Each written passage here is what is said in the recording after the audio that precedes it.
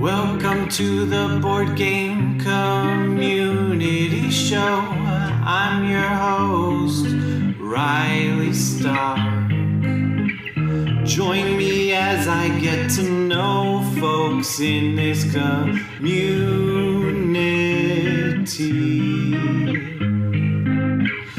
They could be designers or streamers, podcasters, YouTubers, publishers, whatever. Really anything with an "er" at the end of its title is welcome here on the Board Game Community Show.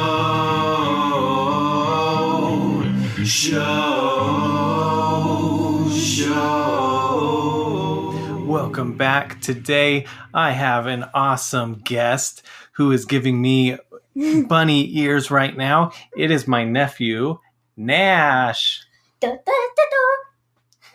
Say hi. Hi. Hi. How you doing? Good. Good. We are going to do... I actually got a review copy of a game, and I wanted to do a review with my nephew. So, Nash, what did we play? Marvel Battleworld. Yeah, Marvel Battleworld.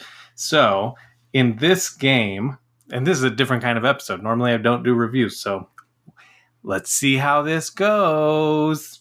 So, in Marvel Battleworld, it's a co-op game. You are laying out cards that are enemies. And so you have like the Beyonder. You've got Chandu the Mystic, King Pig, Kingpin, Baron Stark's Henchman, Terrible Terriers, Moonstone. There's just all these different enemies, and they've got different difficulties, like a 9+ or 7 is kind of the average. 7's probably the easier ones. 9s are the harder ones, and some of them might be armored, so you have to defeat them once in order at a higher level, like a 10, and then it'll reduce down to a 7.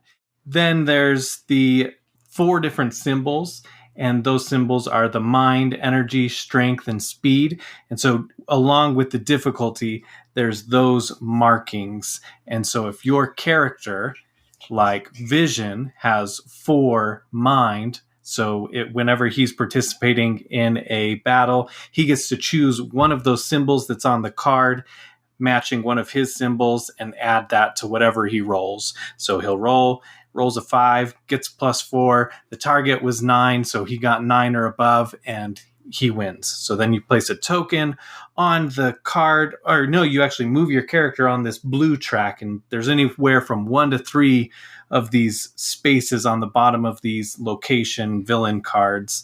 And once you fill the last one in, you win. Flip the card over, and you have to win X amount per player. So like the one we just did, we both played as 2 characters, starting characters each, so 4 players total, and we had to win 9, and if we lost 3, then you lose the game. And that's universal. No matter how many players you're playing as, if you win 3 battles, or if you lose 3 battles, then you lose the game. But just because you're starting with 4 doesn't mean you're going to end with 4, huh? Mm-hmm. So go ahead and tell them about that.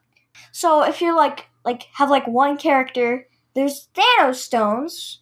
You get 2 in 2 boxes.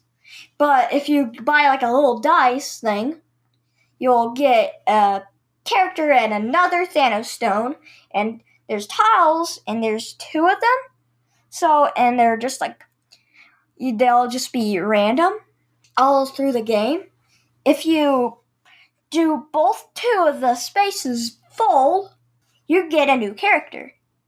You place a Thanos stone what we did is we did a random and rolled a dice, and whatever the highest one, or with a star, will be the one. But Thanos won't be it. Yeah, Thanos is an instant. So the dice, they're D12s. And so they've got 1 through 10, and then a star is an always win, and a Thanos face is an always lose. And so our very first game, we played this a couple months ago, and the game is definitely a collectibles game. You go and you buy these battle balls, and it has one character in there and then one Thanos stone character, and it's this like hard styrofoam block and then like a black bag type thing that you have to rip open, and those have those characters on it. So the stone and the black bag have the same character. One's just the card and one's the actual figure. Like Iron Man 2099. That's one of the characters, and that was my character that I unlocked. Yep, exactly. So once you put these Thanos stones on top of the Thanos stone card, and once you defeat that battle, win that battle, then like Nash was saying, you progress, you win it, or you fight there, you win there twice, and then you get to flip that over and then open this Thanos stone. And it's like breaking open this styrofoam thing. It's exciting, right? You just have to like use your thumbs. Yeah. And it can be kind of hard. Yeah. Zoe's also helping us with this review. Yeah. Yeah, I know, right? It was exciting. Who was your favorite character? Oh, yeah. Who was your favorite character we revealed? It must be the Spider-Man plays one. Yeah, there's a Spider-Man one that's like a Spider-Man 2099. Not even Spider-Man 29. It's just like an armored one that's kind of an unusual one I've never really seen before. And it's an ultra rare. Yeah, it's an ultra rare. That Uncle Roman got when we first played. Yep, exactly. My favorite one was Scarlet Witch. I thought that figure looked really cool, and she's pretty strong. It's really interesting opening those up, and because then once you use a character in battle, you have to exhaust them for that round. Yeah, and it is so annoying. And sometimes I even forget. Yeah, sometimes we forget, but then we never use them again. We just forget to flip over the card. And so then once all of the characters are exhausted, you're going to flip the cards back over, and then you'll draw one battle per character, well, per player, starting player count. So we drew 4 cards, new villains to fight, and then you flip a coin. Oh, no, okay, sorry. Backing this up. You flip a coin, and it's got a sun or a moon. And on all of the villain cards, there's a sun or a moon. And so you flip this sun moon coin, whatever side it goes on, you raise the danger. If the danger on a card ever gets to 3, you lose. And that's how you lose. Man, maybe this is a little scattered, but we're having fun, right? Yeah. We'll talk about this. And so when you do a fight, if you lose, it also gets a danger. So there's always that risk of should I send this person? They may not be the best there, but at the same time, if a coin flips, it could push it to 3 and then we lose. We haven't lost. I think that we got 2 out of the 3 losses. Lost battles. Was 1. Yeah, this time we only got 1 loss. And so we've played it at 3-player and now at 4-player, essentially. We were just both playing 2 characters. Mm-hmm. And I feel like the difficulty ramps up pretty nice, like scales really well there, because more characters means more locations you can take out, or you can help each other out. So it doesn't feel overwhelming with more players or less players. What else do you want to talk about there? The special powers for the characters. That's perfect. Yeah. So each character has a special ability. So like pick one, anyone. The Plasma Spider-Man. Lockdown. When Spider-Man makes an armor attack and decreases those Thanos threats, but I really want to call them little crystals on all nearby battles. Yep. So that is very useful. Very useful. And those armors, like some characters start with armor and it gives you a +3 to any roll, but you have to declare that before you roll. And then you can gain some by fighting at armor locations. So if let's see, I've got one right here. I know I do. Baron Stark's henchmen. So they have like a 7+ starting, but when you first add it down, you start with 1 armor token. And then when you hit, and that armor token for them means you have to get a 10 or higher. You hit them, you get to take that armor token, flip it over, and now you have a +3 armor that you can use later for any battle. it is very useful if you're like, do I use my armor or not? Because, well, the armor will plus my thing, and it's only 7. Should I or not? So it's just like a hard decision. Exactly. And I do actually like that armor stuff. It's not super available. A lot of the characters do start with them. And they make sense thematically, like Rhodes and Iron Man. I know other people do. Scarlet Witch did. Spider-Man, because he's an armored Spider-Man. And then a lot of the abilities will do things like Iron Man 2099 and nearby heroes may reroll armor attacks once. So when you're using an armor attack, if you're in a space adjacent to or in the same space as Iron Man 2099, you get to reroll it if it fails. So that's really nice. A lot of these have different abilities that will kind of combo together. Did you want to read other ones? No. That's perfect? Mm-hmm. Yeah. So there's a lot of like good co-op. It's pretty light, real easy. I mean, it's a 2-sided page for the rules, and it goes pretty quickly. You know what's useful about the blocks things where you buy at the store? Mm-hmm. The useful part about it is you get new characters and more Thanos stones. Yep, exactly. Yeah, and they come with locations too. Like, so when you get a new battle ball, you'll also be adding, I don't know if it's 1 or 3 locations, something like that. You'll add more locations that you can play with in the game. So each of those will combine. I think they also each come with a dice. So with the preview, we got the Battleworld Ultimate Armory, which I think is season 2 or 3. 3. 3? It was 3? And so there's 2 other seasons with all different characters. There's quite a few characters I'm looking at here.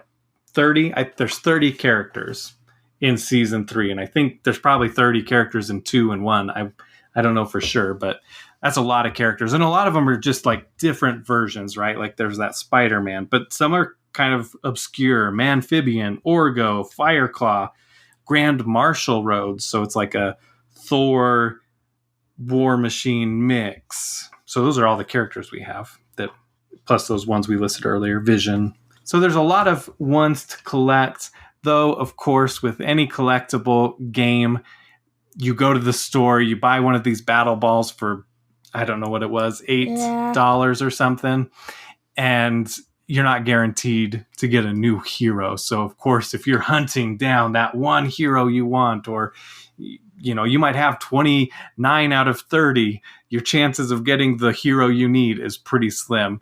So it is kind of a money pit that way. You want more, huh?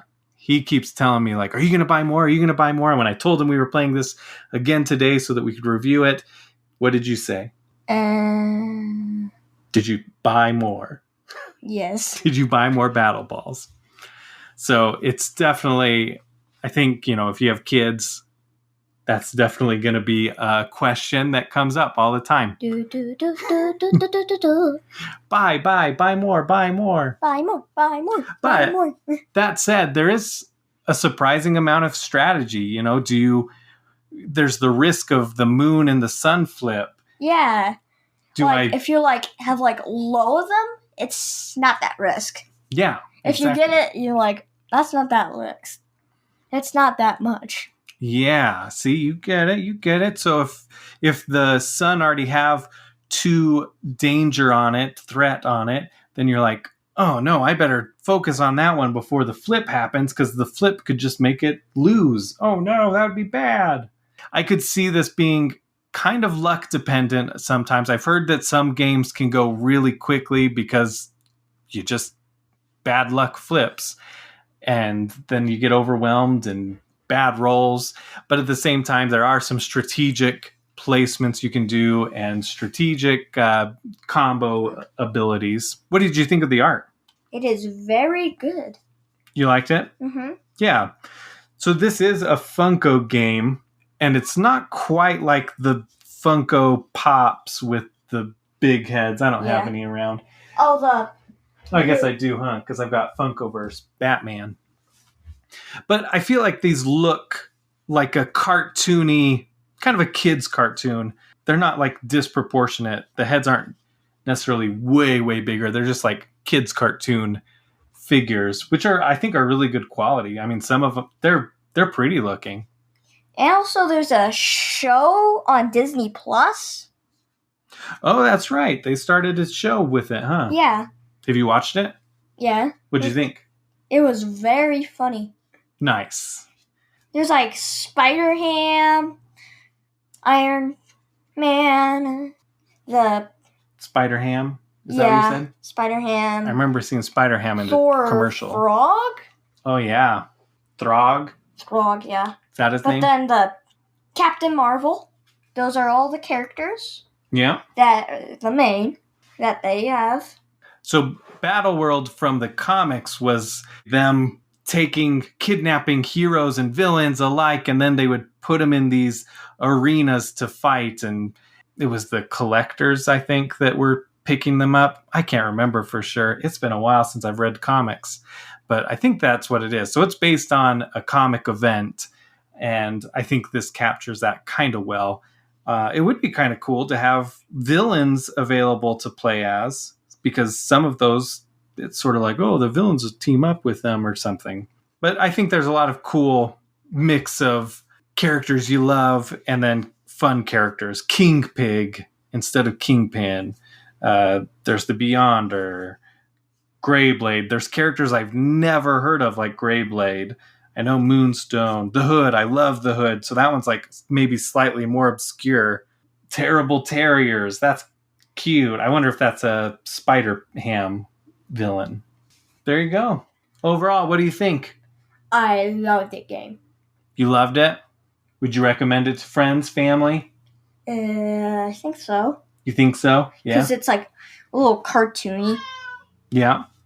And it's a pretty quick play, right? I mean, how long? We ended up winning pretty easily. We had one loss. Yeah. The Baron Stark. Yeah, Baron Stark beat us. And then we were like, oh, we won. But all of the cards are now out, because there were 13 cards total, 13 possible battle worlds. And so we were like, let's just go and see what we end with. So at the very end, we lost. Well, technically we had already won. Yeah, but we wanted to play survival mode. And so we only lost 3. Yes. So we won 10 of them. Not bad. Yeah.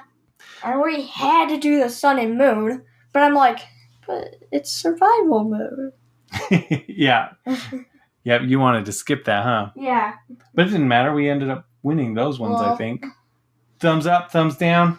Thumbs up. 2 thumbs up? Yeah. 3 thumbs up? Yes. Where'd you get that 3rd thumb?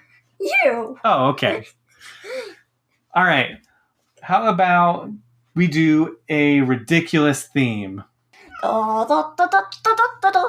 There's my ridiculous theme music. All right. What do you think would be a silly theme for a game? Silly thing for the game? Mm-hmm. For the game? Any game. Oh. Just a silly game. Well. Could be a board game. You could make it a video game. Here, I'll say one, because I got this cat. Cat attention. You're a cat, and you have to get your owner's attention. So like meowing, you've got different abilities, and you move about the house. And so meowing gets you like a little bit of attention at a time. And then you can do things like start to knock over water, because they do that, right? Or knock things off the table. And then that'll get more attention, but you're pushing your luck. And so if you end up breaking a vase, that's bad attention. And then you get in trouble instead of just getting good attention. I don't know. There's a silly theme for you. What about llama race? So this is a video game. So you're a llama. You're trying to win the Llama World Cup. And, well, if you lose the game, you have to start over. If you win the game, you have to start over again. And also you can customize your own llama. Whoa! I know. Like, you can make it a rainbow llama, a bomb llama that throws me bomb llamas that could slow them down. Wow. And maybe there's a ghost one where it can teleport to the finish. So if it's like in the last, it would go to the first. Those are good ideas. Totally. And then there is Future Llama. It's like a robot slot. It's a cyborg. Cyborg llama, Future llama. And it'll shoot lasers. Pew, pew, pew. While the rainbow llama just makes a path of rainbows. And also, sometimes it says, "Eat my dust." Is it a cyborg, though? So it goes, "Eat my dust." Well, all of them see "Eat my dust," but all of them do. If they're in first, they say "Eating my dust" if they're going too fast. The rainbow one will just make sparkles, and they'll just fall over. That's silly. And also, the tacos, there's tacos, spicy tacos. If they eat it, they go faster. If they eat grass, they go slower. So that's challenging. So it's just like those games on the phone where you're trying to get more, not less. I like this idea. I think you could make that a board game too. Because then you could just have those cyborg llama, you can have rainbow llama, and they all have different abilities. Yeah. And then you're just trying to race and push your luck type stuff of pushing harder. And also the dice will, if you get the llama face, you cannot be passed. Oh. If you get like numbers, you have to with the star, you can just move how much the dice is too. There we go. I like it. And also you can't get passed until the next round. Love it. Let's see. I think that's probably pretty good. So Thanks for listening to the Board Game Community Show. I've been Riley Stock. I've been Nash this whole entire time. You can follow me on Twitter @RiledNerd. I'm also on Instagram, but I don't really use it much because I'm not very smart on it. If you want to hear other things I do, I'm the Bunker Master, aka Game Master, however you want to say it, for Friend and Foe Adventure Co., which is a Borderlands actual play podcast. We have a lot of fun doing that. Those come out every other Tuesday. You dancing here? Boop, boop, boop, Boop, boop, boop. I'm getting head pats. And if you want to help the show out, you can share it on social media. Tell your friends, your family that like board games or are interested in content creators or designers. And that would help me out a lot. You can rate and review it on Apple Podcasts. That helps it get seen more, gets popped up in the recommended podcasts for other people. I think that's pretty much it. So now we go. Until next time. Till next time. Nerding out. I'm using my hand right now, so it's kind of weird. I am talking while my hand is talking. We need to put a sock on it, huh? Because then it'd be a sock puppet. Yum. Oh, my cheek! Do you have a fond memory related to board games? The Funko Pop. The Funkoverse. It's just a game where you're just trying to... So there's like another one, but it's just like a little small pack, and the other is like a big pack. So there's like Jurassic Park, Batman. Marvel just came out. Yeah. What do you like about that game? Well, you don't know if you're gonna fight or not. It's just a surprise. Oh. Because sometimes you're trying to like capture locations. Yeah. King of the Hill. Mm-hmm. Earn points. It's like a card game. Oh, that reminds me of a video game. Cuphead. Did you know there's a Cuphead card game? Yeah. Because I've told you that before, huh? Yeah.